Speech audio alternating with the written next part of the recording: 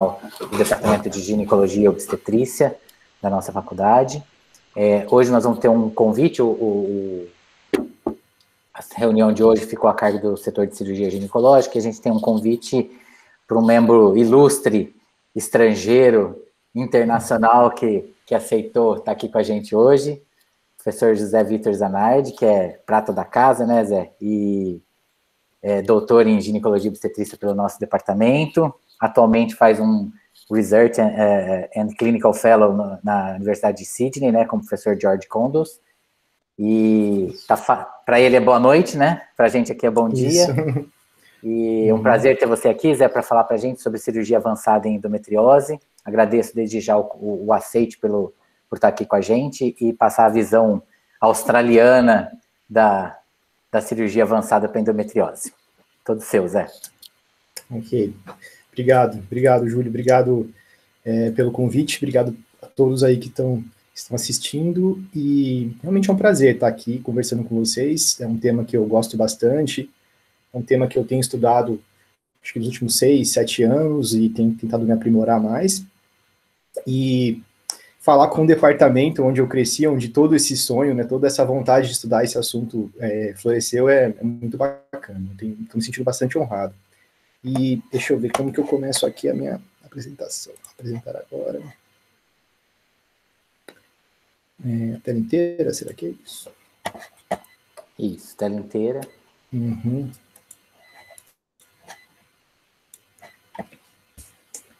Muito bem, então agora eu estou compartilhando a minha tela, né? Então, ainda não, Zé. Ainda não estou? Tá agora tem que... É porque vem da Austrália mais longe, né? Tá. Pode ser que seja isso. Se você quiser só ocultar essa barrinha embaixo, Zé, tá vendo? Uhum, tô vendo. Muito Perfeito. bem. Ok. Bom, esse assunto é um assunto muito amplo, e pensando numa reunião do departamento que podem ter residentes, médicos assistentes, médicos de outras áreas da ginecologia, eu tentei dar uma pincelada, passar em todos os aspectos mais amplos e não tão específicos da cirurgia avançada, com algumas questões um pouco técnicas também, que eu resolvi colocar alguns vídeos. Mas falar em cirurgia avançada de endometriose é a mesma coisa que virar pro Will e falar, Will, fala aí de cirurgia oncológica. É um tema extremamente amplo, né? Tem muita coisa que pode ser falado, muitos aspectos que podem ser discutidos. Então, eu vou colocar uma visão geral, até para a gente não ter senão seria dias e dias conversando sobre esse assunto, mas eu vou ficar à vontade para poder discutir com vocês os assuntos mais específicos, se alguém quiser perguntar coisas mais específicas depois, tá bom? Não tem nenhum conflito de interesse, exceto pelo fato de que eu sou ginecologista e que muito dos assuntos que eu vou abordar aqui existe uma intersecção com outras áreas, principalmente com a coloproctologia e com a urologia. Então eu vou passar uma visão cirúrgica da ginecologia nessas questões. E falar em endometriose, falar em tratamento de endometriose é uma coisa que é muito interessante para a gente, porque o tratamento para endometriose, na verdade, o que ele deveria ser? Qual seria o tratamento ideal para endometriose? Seria um tratamento que melhorasse a dor, obviamente, que curasse a endometriose, ou seja, pegasse todas as lesões de endometriose e desaparecessem com elas, então sumissem as lesões de endometriose, evitasse que novas lesões viessem a surgir, evitar novas lesões, tratar doença superficial, doença profunda, endometrioma, adenomiose, então fazer um tratamento bem amplo de todas as manifestações eventualmente sistêmicas que podem ter da doença também, não bloquear a ovulação, não atrapalhar o endométrio e aumentar a chance de gravidez e ser acessível. Esse seria o nosso tratamento para endometriose.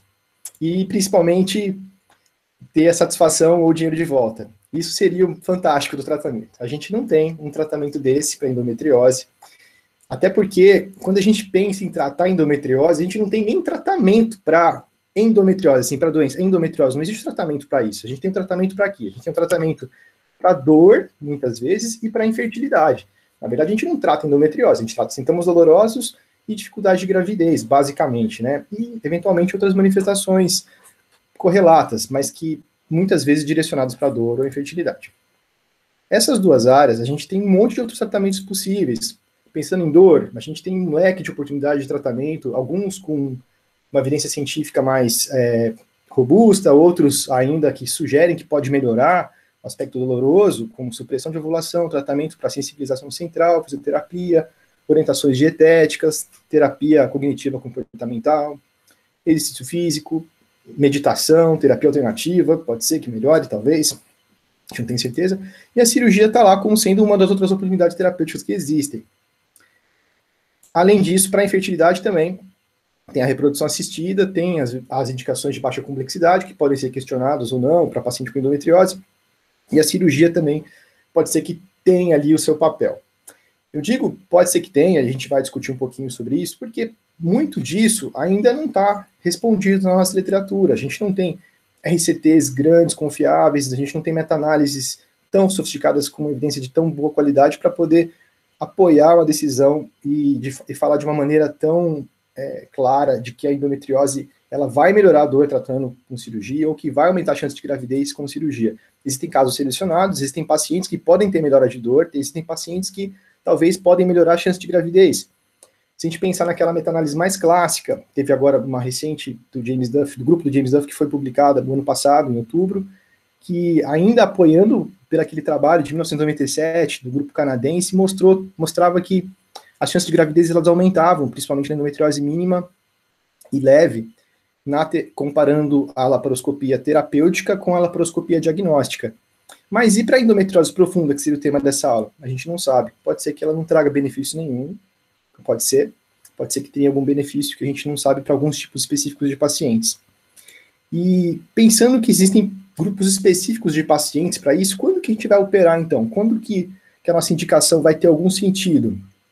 A gente vai restringir nossas indicações para aquelas pacientes que realmente não tiveram uma melhora clínica com tratamento ou são intolerantes aos tratamentos, quando a gente tem uma imagem mais suspeita, que vai precisar de um anátomo patológico para poder confirmar e excluir uma malignidade, ou casos obstrutivos, né, casos de obstrução intestinal ou obstrução urinária, que são casos bastante raros, principalmente obstrução intestinal é extremamente raro, e os casos de obstrução do trato urinário, eles são um pouco mais interessantes, apesar de serem mais raros ainda, eles costumam se comportar de uma maneira um pouco mais silenciosa, e é só uma característica específica desse tipo de situação.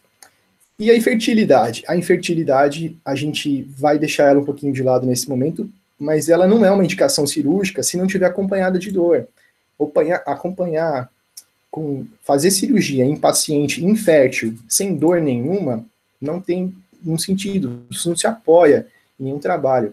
E paciente assintomática de maneira geral, que não tem um risco de obstrução evidente em algum exame de imagem, que não tem uma imagem que vai sugerir para a gente um risco de câncer, são pacientes que a gente não precisa ficar olhando também, porque a gente não tem nenhuma evidência de que aquilo vai ter alguma progressão, a gente não sabe ainda sobre isso, na verdade, e aparentemente não tem nenhum benefício em operar, certo? O que tem benefício, que é recomendado por muitos serviços, é que essas pacientes também tenham acompanhamento e que sejam encaminhadas para serviço de fertilidade, certo? O que é endometriose profunda? Qual que é a minha visão? Minha visão são essas situações cirúrgicas que no passado a gente chamava de pelve congelada, que é justamente, muitas vezes, o compartimento posterior do útero, com o fundo de saco obliterado, é o mais comum, essa apresentação, e que a gente tem muita dificuldade de diferenciar os planos aqui, onde que começa o ligamento uterosacro, onde que está o ovário aqui, onde que está o reto. Essa é a visão cirúrgica. E se a opção for pela cirurgia, se ela está dentro daquele grupo de pacientes que a cirurgia tem sentido, como que a gente vai fazer isso? Tem um mantra que precisa ser colocado na cabeça de todo cirurgião e de todo mundo que trabalha com endometriose, que é maximizar os tratamentos clínicos. Então, a cirurgia, vai fazer cirurgia, já fez tudo que é possível de tratamento clínico, os tratamentos clínicos já foram esgotados, então a gente precisa fazer a cirurgia de uma maneira que se evite tratamentos repetitivos. Reoperar é muito nocivo para as nossas pacientes. Então, o conceito de tentar operar só uma vez, fazer uma cirurgia que seja a mais completa possível e a menos nociva possível para a paciente, é o que tem mais sentido hoje, certo?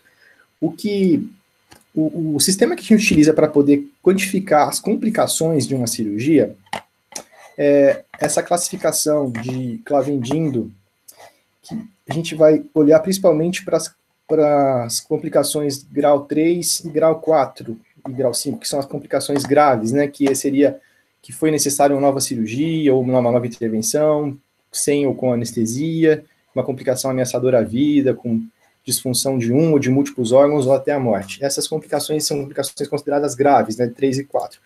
A gente percebe que quando a paciente ela é reoperada, quando ela é submetida a novas cirurgias, o risco dela ter complicações tipo 3 e 4 chega a ser mais que o dobro de uma paciente que está fazendo a primeira cirurgia, segundo esse trabalho desse grupo belga, né, Celina Dufour, ela está dentro do grupo do James Duff, que fez a meta-análise, que eu citei agora há pouco. Então, ela, nesse estudo, mostrou que reoperar realmente pode ser muito nocivo. Então, se vai operar, se ela está dentro daquele grupo, tem que ser uma cirurgia só, tem que ser a cirurgia mais completa possível e, claro, evitar de oferecer essa nova operação, porque é muito provável que a gente esteja aumentando o risco sem, de fato, estar trazendo algum benefício para aquele caso, certo? E colocando agora um passo a passo sobre a cirurgia, o primeiro de tudo, o passo 1 ou o passo 0, se eu fosse dizer, seria realmente ter condições de fazer um bom mapeamento, uma boa avaliação diagnóstica antes da cirurgia. E isso a gente se apoia bastante no ultrassom, e eu tenho orgulho de ter vindo de Ribeirão, que é uma escola que o ultrassom é bastante forte no nosso departamento, justamente porque, para mim, a melhor ferramenta, na minha vivência, é o ultrassom, e até porque eu também faço ultrassom das minhas pacientes. Então, isso me ajuda bastante a poder mapear e imaginar como que vai ser a cirurgia e como que eu vou planejar essa cirurgia. O ultrassom tem as vantagens da avaliação dinâmica e utilizando essa linguagem, né, do protocolo IDEA, que todo mundo podendo falar a mesma linguagem, a gente consegue intercambiar informações entre os cirurgiões e entre a literatura com muito mais facilidade, certo? Essa avaliação dinâmica do ultrassom também se dá pela possibilidade de fazer a mobilização do útero e observar onde que pode estar ou não preso o útero e os ovários também, né? Isso que na ressonância, às vezes, a gente perde um pouquinho essa oportunidade.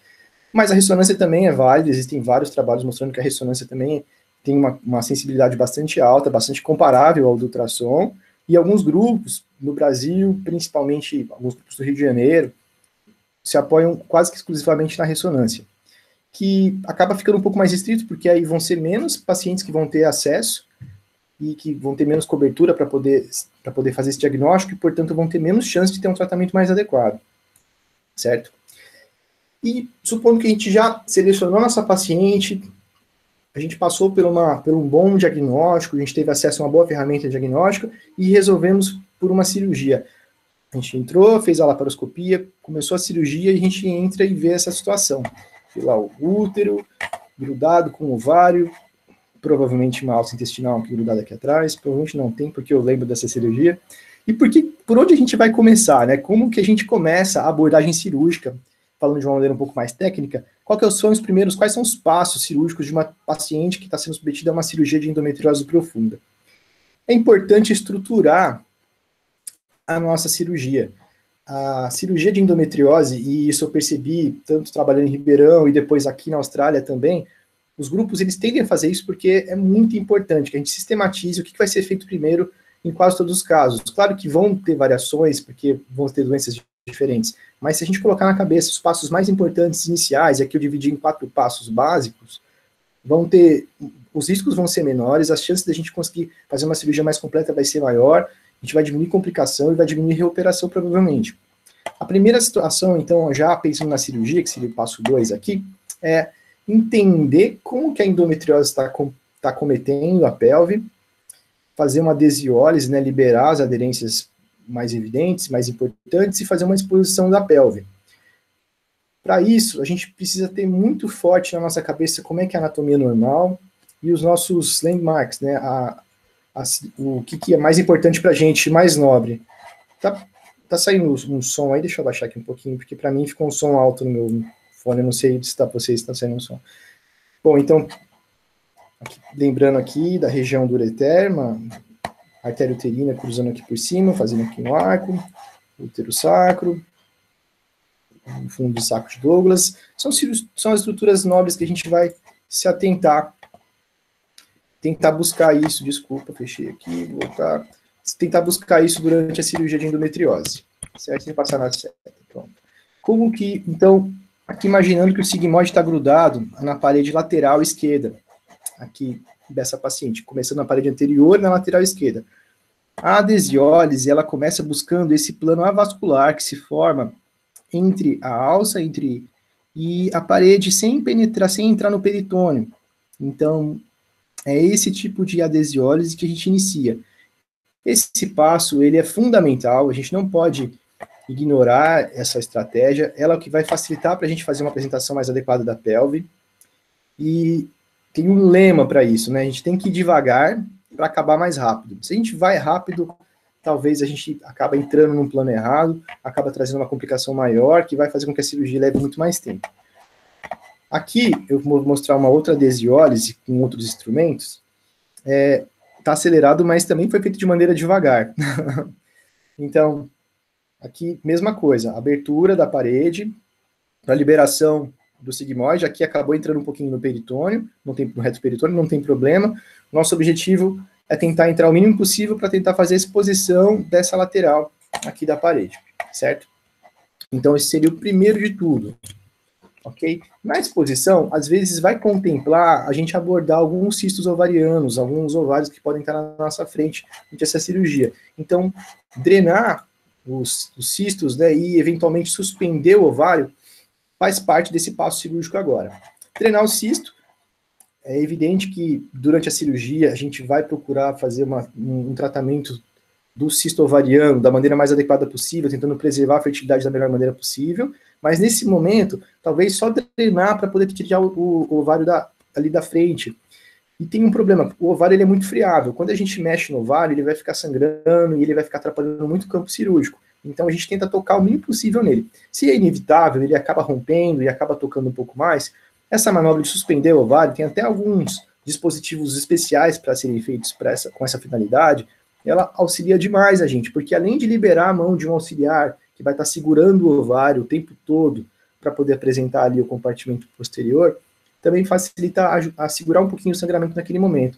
Então aqui, eu acabei não dando muita atenção, mas basicamente a gente passou uma agulha de Durilon, que é uma agulha bastante maleável, né, que a urologia usa bastante, ela não é uma agulha cara, a gente passa pela pele, atravessa aqui o ovário, pega do outro lado e aí puxa de novo para a pele e aí faz uma traçãozinha, faz um nozinho aqui na pele, protegido com uma gaze para não ficar marcado.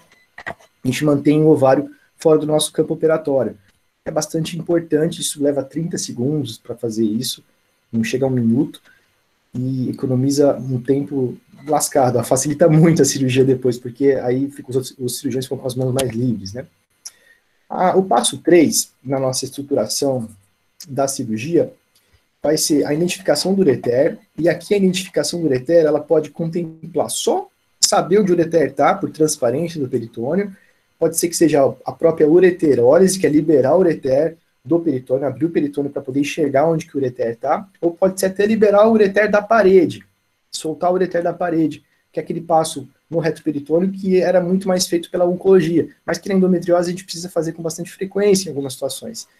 E depois a dissecção dos espaços pararetais e reavaliar como é que estão as lesões. Eu vou mostrar a continuação daquela mesma cirurgia, a abertura aqui do retroperitônio para poder expor o ureter e do espaço pararetal nessa lateral esquerda.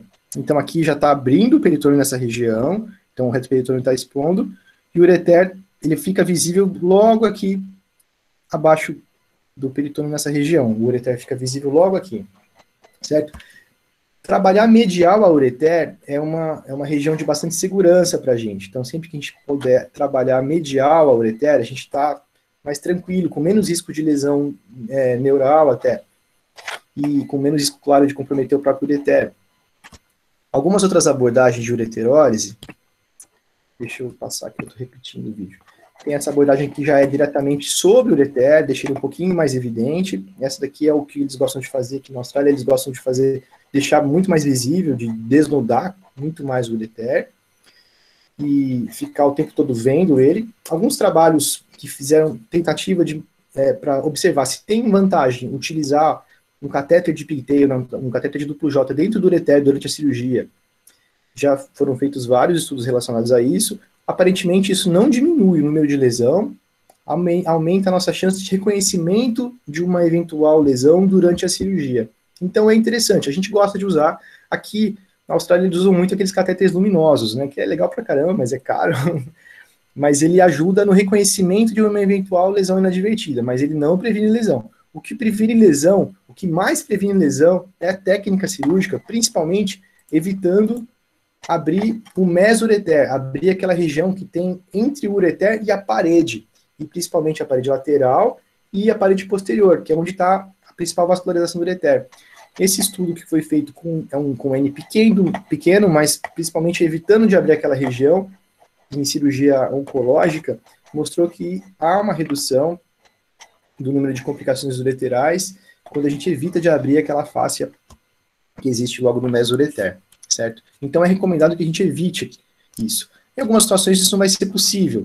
Em algumas situações a gente vai precisar abrir mais lateral, como é o caso dessa outra cirurgia aqui, porque a gente tem um nódulo muito grande no paramétrio que não tem a menor condição de poder abordar essa lesão se não for soltando o ureter também lateral.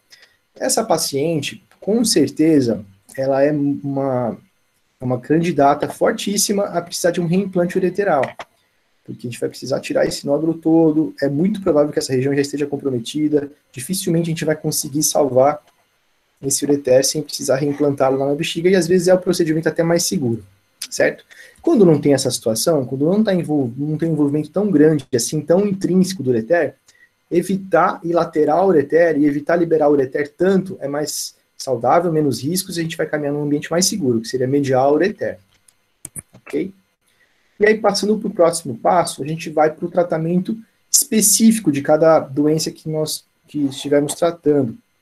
Vou começar aqui pela bexiga, que é uma situação um pouco mais não tão frequente, né, endometriose de bexiga, de ureter. Entre as endometrioses profundas, as endometrioses intestinais, elas acometem uma frequência 6 vezes maior do que as endometrioses do trato urinário. Aqui é uma nodulação de bexiga vista a ultrassom, 3D, bem bacana, e aqui é um nódulo que foi ressecado. Pode ser suturado simples, com fio monofilamentar, em 1 ou 2 planos. E as complicações que a gente tem para esse tipo de cirurgia são complicações relativamente aceitáveis, da ordem de 2%, mais ou menos, certo? Nesse trabalho pelo grupo italiano, que foi com bastante paciente, 264, o que eles observaram que num follow-up de até 2 anos, tiveram uma taxa de recorrência que chegou a 4%, mesmo fazendo uma abordagem que eles consideravam um pouco mais radical, um pouco mais ampliada em relação à região do nódulo. Então, tem uma taxa de recorrência razoável, existem complicações com essa cirurgia, então a indicação ela tem que ser muito ponderada, certo? Avançando um pouquinho, então, na endometriose profunda, a gente tem a endometriose intestinal, que seria, então, um dos lugares que tem acometimento mais frequente. Aqui eu coloquei uma lesão, uma ressecção que a gente considera como um shaving, que ele é utilizado tanto para tratar uma lesão que ela é extra, que ela está na serosa, né, está acima da camada muscular interna, como também serve para diminuir o tamanho da lesão, para poder tentar uma outra técnica mais conservadora, como a ressecção discoide, que é o que a gente apresenta nesse vídeo aqui, que no caso não está mostrando.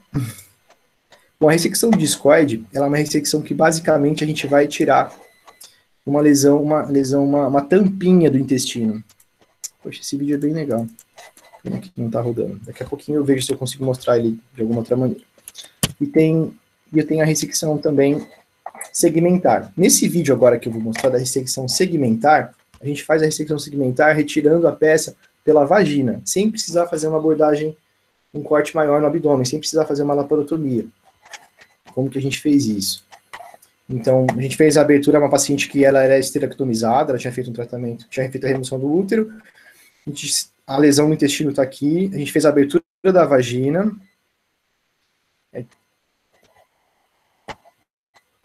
liberou o sigmoide,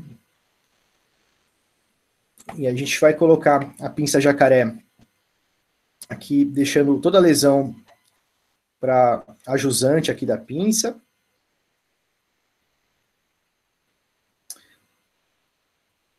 E a gente vai retirar a peça aí. E depois a gente vai colocar a ogiva do grampeador circular dentro da alça e voltar a alça para dentro da cavidade peritoneal.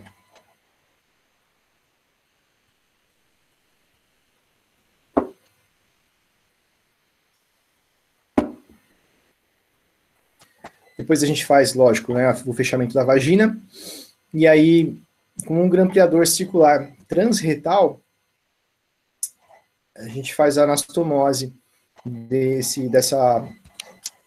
do coto distal da alça.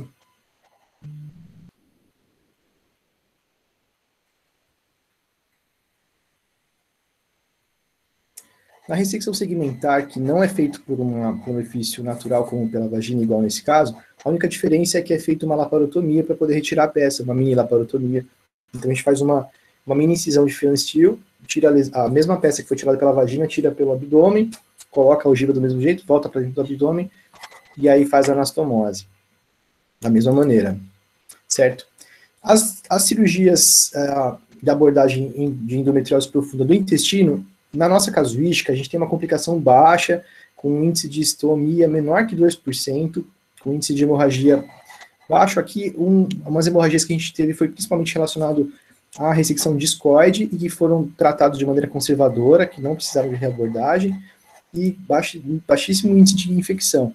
Porém, infelizmente, a gente ainda tem um alto índice de recorrência.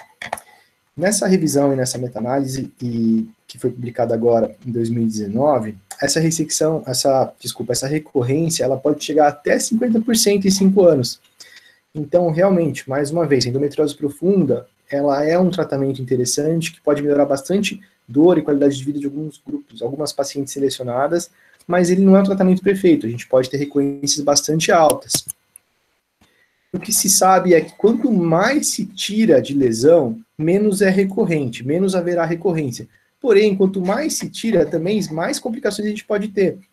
Então, a gente vai ter sempre que ponderar, individualizar os pacientes e fazer aquela triagem, aquela paciente que a gente vai precisar abordar um pouquinho mais, para fazer uma ressecção um pouco mais ampla, buscando ter um resultado melhor, um intervalo livre de sintomas maior e uma menor recorrência, e ao mesmo tempo uma menor complicação, então também não tirando além da medida, não tratando como se fosse uma doença oncológica nessa situação.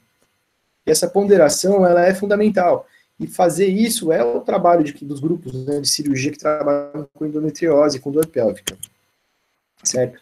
E por fim, as lesões extrapélvicas, né, que aqui eu estou mostrando uma lesão de diafragma, uma lesão na parede, que são lesões que a gente já tem um estudo um pouco menor, um pouco mais restrito. A maior experiência publicada é também no grupo italiano, do Marcello Di Carone, que eles operaram 215 pacientes em 15 anos, então não é uma coisa também tão frequente, é um centro de referência, então acaba drenando bastante coisa para eles.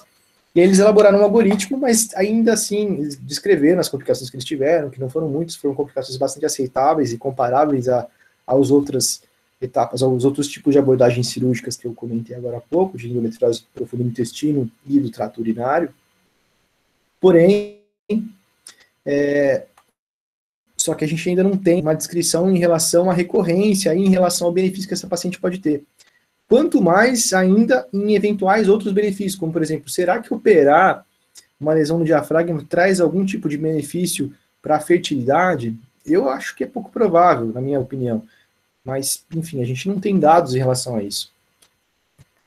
E aqui, por fim, eu trago um protocolo que a gente escreveu, o Fernando e o Júlio, para o manual da SOGESP, agora de 2020, que como que a gente conduziria, né, e quando que a gente levaria essa paciente para um tratamento cirúrgico. Então, pensando numa paciente que tem uma suspeita de endometriose, com dor pélvica, dismenorreia, que afeta as atividades diárias e qualidade de vida, dispareunia de profundidade durante ou após a relação sexual, sintomas gastrointestinais, cíclicos ou relacionados com a menstruação, sintomas urinários, infertilidade em associação com um dos outros sintomas. Então, infertilidade sem sintoma, eu acredito que não seria um ponto para a gente avaliar como endometriose nesse caso.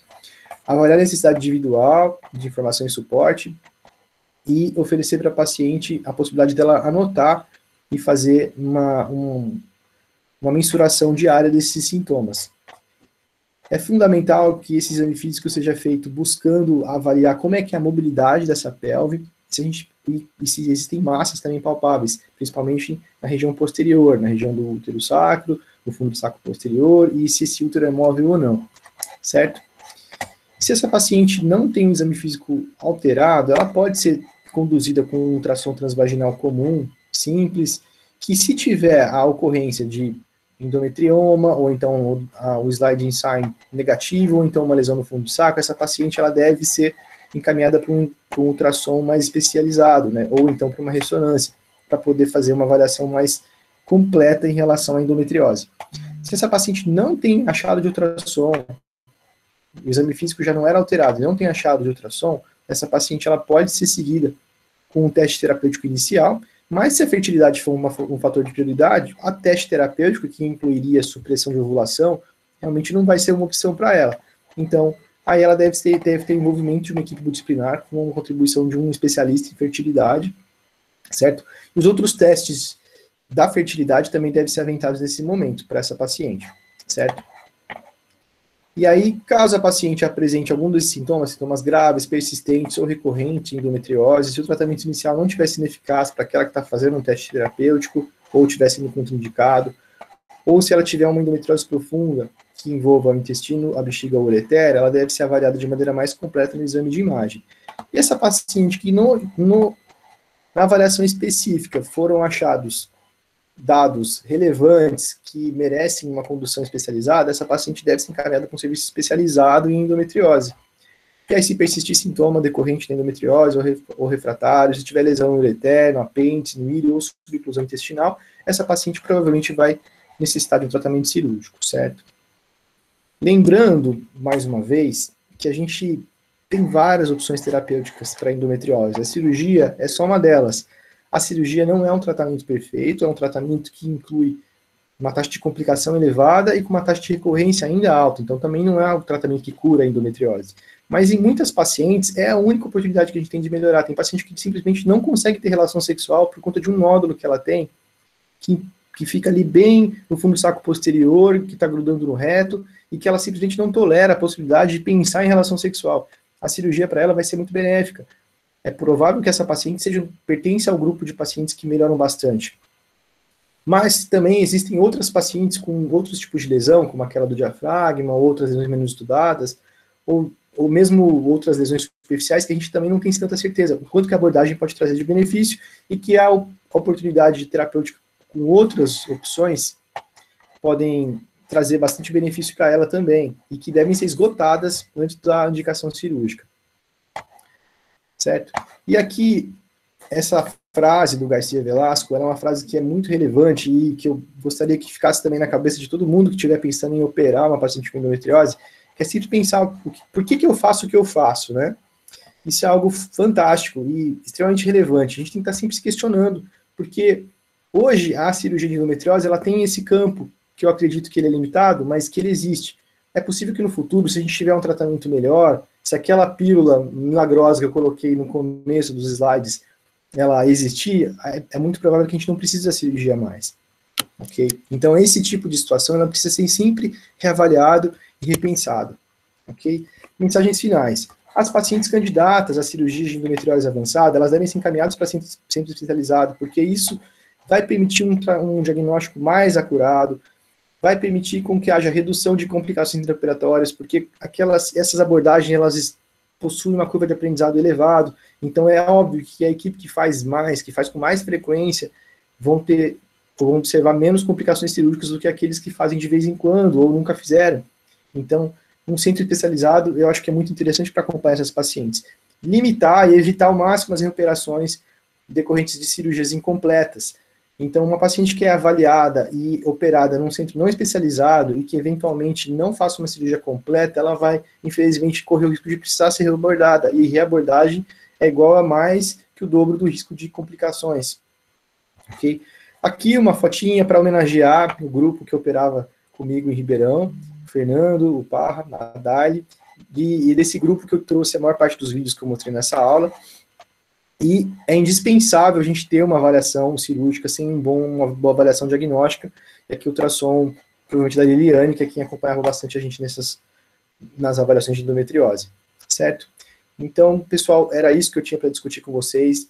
Eu espero que tenha dado uma visão generalista, geral para a endometriose, mostrando alguns passos técnicos que a gente tenta respeitar, discutir alguns assuntos de diagnóstico que são fundamentais para quem estiver conduzindo endometriose e, principalmente, pesar realmente o quanto que vale a pena, quando vale a pena, para uma cirurgia que pode ser tão boa e ao mesmo tempo tão nociva para as nossas pacientes.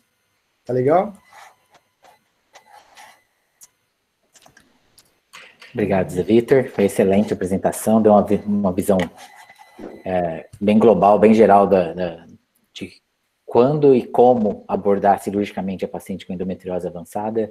E é uma doença enigmática ainda, né? A gente ainda não conseguiu ainda chegar no ponto, no equilíbrio, né? E principalmente no tratamento ideal para essa paciente, né? Não sei se um dia teremos essa possibilidade, né? Chegar a esse ponto, mas agradeço de novo a tua